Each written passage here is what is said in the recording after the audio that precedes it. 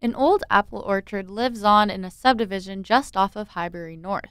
Driving past it, most people don't notice that there's volunteer workers repairing the old orchard. Today we're out in the Highbury wetlands where there's an old orchard left, so we call it the Cedar Hollow Orchard.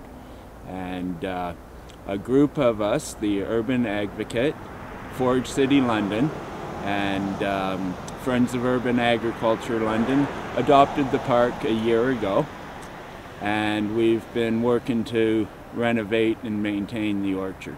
Volunteers meet up around once every 2 weeks. Stephen explains what has to be done before the winter. Today specifically, we have a number of tasks that still would be nice to have finished off before the winter. So we are trying to move the remaining piles of mulch. We're mulching around the trees mainly to keep the weeds down around under the trees, because we'd like to have that area rather clear.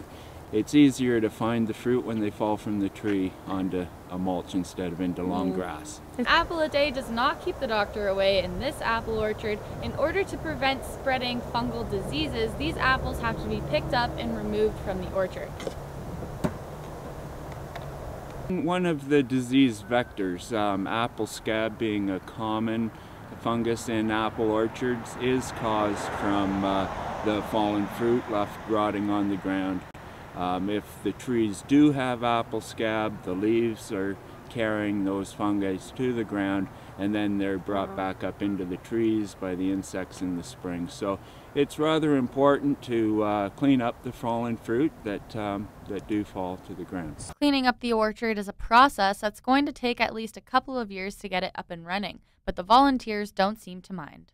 It just seemed like something needed doing, and we wanted to make sure there were enough people to keep the efforts going forward. Even if some see this orchard as just an old forest, there's volunteers working hard to make this an enjoyable place for the community. We've found a number of apples on the orchard floor that are still great for apple cider pressing. For FNN, I'm Sarah Carioni.